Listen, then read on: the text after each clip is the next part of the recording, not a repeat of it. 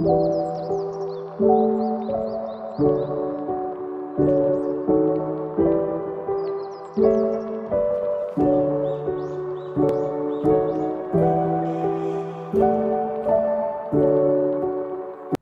welcome back to Truth Be Bold. We have been gone for a minute, but we are back now. I am your host, Ashina Yakara Burke, and I have my beautiful Hadia Deluxe coming to you live. Yes. And so today is going to be an amazing episode as we're coming back with some power, right? We're come back strong. Come back really We've been strong. gone for a minute. Yes. We're coming back with Run, Sis, Run. Yes. Escaping narcissistic abuse, which is a huge topic. It's a lot going on right now in regards to narcissistic abuse. I feel like, we are throwing this term around a lot, kind of not knowing exactly what it is sometimes, but nevertheless, this is a huge situation. A lot of people are going through a lot of trauma and abuse, and it's kind of getting out of hand. And they need a platform to express and to tell their truth and be bold about it. So Yes. this episode, this podcast in general, one, like I said, it's been a minute since we've been around. So thank you guys for welcoming us back. And then two, like Ashina said, like this topic is extreme and it goes unnoticed, and a lot of people don't have the opportunity to really express themselves and get their story out. So we said, why not present it on our platform? Yes. So people are in the know. Yes, and this will be a series because we can't fit everything in today. And so, yes, I am a domestic abuse, narcissistic survivor. And I've experienced a lot, I've learned a lot, and I've healed a lot. And so today, I'm not going to go into my full story because, like I said, this is a series. Yeah. We'll be here for a while. We will be here for a while. So but we are going keep to a little bit. I'm going to share a little bit, and then we also have a very special guest today. Yeah. My sis, Miss Nicole Boyd, and and she's joining us all the way from the East Coast. She is a very talented and beautiful woman, and I am just honored to have her here today. Yes. She has also experienced some things with domestic abuse, trauma, and going through the healing process as well. So welcome in my beautiful sister, Nicole. Thank you. Hi, ladies. Hey, Thank you girl. so much for having me. And like you guys said, it is so much to unpack when it comes to this word narcissist. Sometimes, unfortunately, until you go through it, then you realize what you were dealing with. So I'm really grateful that you guys are having me on your podcast so I can kind of speak to other women or other men who are going through the same thing, because man, your mental health is so important. It really is. When you have kids, it's hard. It is really hard. But thank you ladies so much for having me today. Oh, for sure. Our pleasure. So you So want to dive in? yeah, or? I'm going to jump right in. I just wanted to, I have a lot I want to touch on. And of course, where to start? I know, I don't know where, Where should you start? I seriously don't know where to start. So I'm just letting the spirit, the set apart spirit You use guys me. did the title, Run Sis, Run, sis. Right. Look, we'll have to tell you how we got to that title later on. It was hilarious. Yes.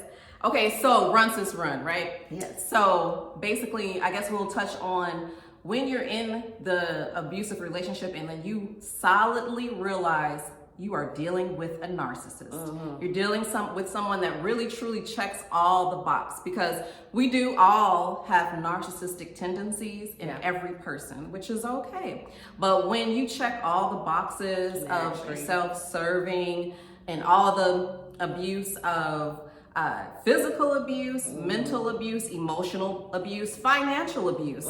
When you check all those lists and the person that you are dealing with in a relationship with is truly gaslighting you, saying they're going to change, but they really don't change. And you've done all you can in the relationship, and it's like, We can't go any further. And so you have come to the complete understanding that you need to run, sis, run.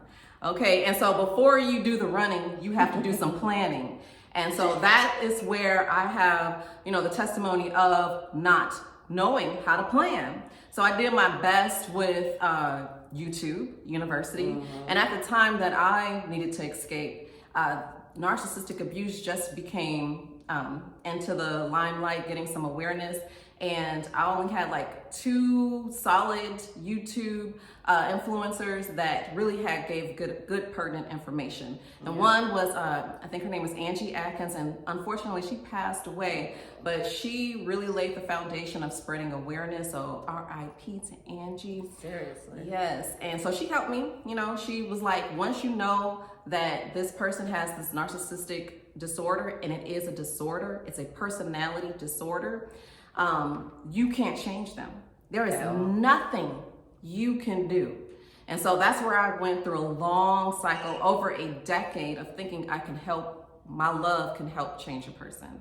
My love could help that person see the beauty within me, and that could help them change. I mean, that was a long time. It was over a decade. It didn't work. And it didn't work. At all. But the reason why I didn't know that it worked, because I really thought my prayers and power of love would heal, is because I didn't know it was a disease. I knew there was some demonic possession, but I was like, I can rebuke that. In the name of Jesus. But the rebuking wasn't working. In the name of Jesus. The rebuking wasn't working. So once I realized it's a disease and there's no cure, I haven't heard of anyone that is being truly cured from this. They're still doing beta testing. It's still in the lab. Now, wait, before you continue though, because I just want to kind of touch on, and you don't have to go too deep into it, but you talk about like the signs and stuff. So for the people that are watching, our sisters, even the men, what are maybe 1 or 2 signs that you kind of noticed in the beginning, but you kind of just overshadowed, thinking like, my love is going to be able to heal that? Just the lies, basically, like saying that, putting in a little bit of action in order for me to bite into the grandiose plan me believing that the person actually changed. And then when I kept doing it, like going into therapy, couples therapy, and just having all these talks repeatedly, and the fake crocodile tears, and all that stuff, then I was like, okay, this is a red flag. And then the person trying to bully me into thinking they're the perfect match for me. I was like, okay, wait a second. Why am I getting bullied? Because I'm putting up this hand, like, that's putting up your boundaries. Right, putting up my boundaries, like, no, this is not going to work for me. And then the person trying to bully me into saying, no, this is a good thing right here. You're wrong. You're crazy. People are jealous of our relationship. Like, as if. Right. I love the fact that she said dangling the carrot, because that's exactly what it is. It's like, ooh, let me give her something. Let me dangle this carrot. Let me wheel her in, make her think that. And then you're like, I did everything right. I did this, I did that. And then it's like, now I have this, I'm dealing with a person who has bipolar traits. And I'm like, dude, you just said one thing. You just did the crocodile tears. You just said you want to see this. And there was no issue. And now it's like, oh, I don't think. So now it's going back to what you want. It's the control. So for me, the control. I realized that it was like, okay, let me get her back in, and then let me try to make her do something that I want her to do, make her move like that I want her to.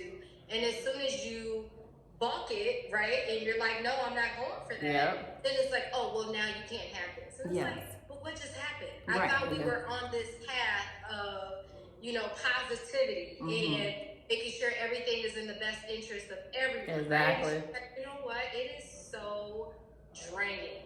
It is so draining. And you wind up second guessing yourself a lot. Second guessing your decisions. Like, wait, am I tripping? Right. And that's what happens, because you think it's something wrong with you. You try to fix yourself, but you can't fix there's nothing wrong with you. First exactly. of all, I'm not saying nothing wrong with you. Right. It's them. It's them, and they're projecting onto you. So what they need to fix, they project it onto you. You fix what's wrong with me, but you can't ever repair something that's broken like that. That really won't take accountability. So that's another flag.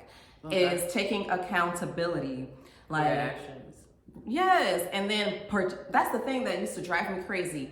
Pretend accountability. They'll be like, oh, I mean, I can admit when I'm wrong. And then like literally 2 minutes later, do the exact same thing you said you could admit you were wrong about.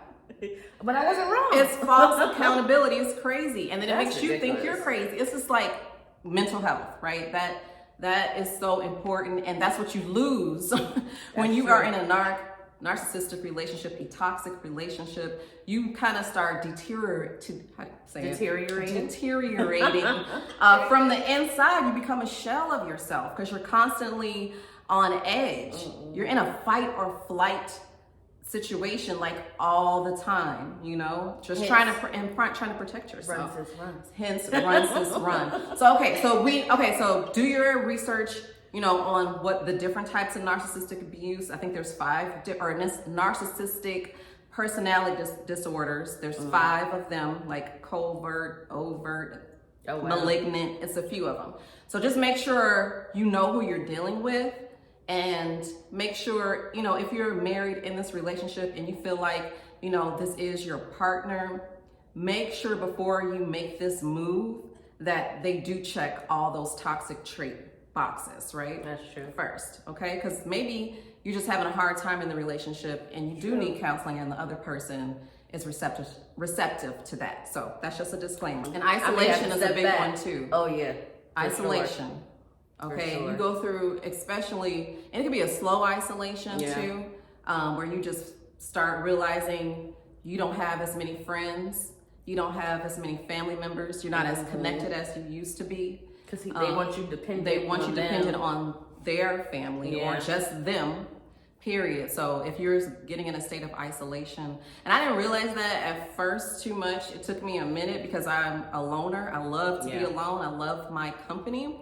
So then, but when it started happening and I started trying to reach out to my family more, and I was like, wait a second, you know? You had an aha moment. Right. You're like, where are my friends? And then friends too, because I'm being transparent because this really used to piss me off. I had, you know, a nice amount of good friends, but then I think like, were they really my friends to believe anything that my ex said?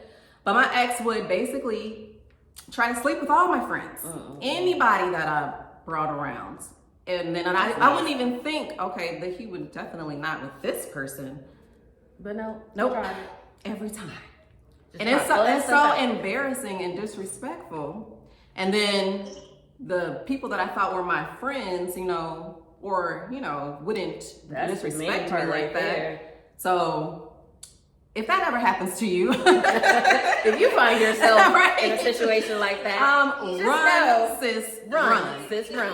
Back off of that, what I realized for me personally, so all my friends I've known since childhood, right? This is like elementary school. So anyone that I keep in my life as an adult literally are people who can call me out on my BS, right? Because I need those friends in my circle. And to your point, Yakara, when you really reflect back and you're like, was this even my friend? Exactly. Like, your friends will call you out on your stuff, right? And your friends will also say, that person's not for you. Right. That person does not have your best interest at heart. That's true. Or, no, you're tripping. You need to get it together. So a lot of times, keeping those friends around you is so important. And on top of that, really, we need to learn as women how to really open up, because a lot of us, to your point, we isolate ourselves. We keep thinking like, oh, is it just me? I'm going through my emotions by myself. But as I start to actually speak to other women, just like you ladies here, and it's just like, no, it's not me. It's him. Right. So being able to be in an open space and being able to be received well allows you to really sort through the BS, right? And I really wish I was a little bit more vocal about my situation, because then I wouldn't have been 12 years in to a relationship with this person who was just like in my head, I was like, okay, but granted, you know what? That's the other thing. They show us the signs, but we're so in love that we don't pay attention to it. So, you know, I was talking to your car the other day, and I was like, you know, journaling is so important. Oh, yes. You can actually step back outside of your body, analyze your situation, and being able to reflect. Had I had that time to reflect, I probably would have been. Would have did wonders. Well, like I'm good. Why is that still in there? But it didn't take for me to visit a friend, and her cousin actually said, I saw you on Facebook, and I was like, what happened to her? Like, she was like, you lost yourself. You were no longer the Nicole that we grew up with, that we saw that was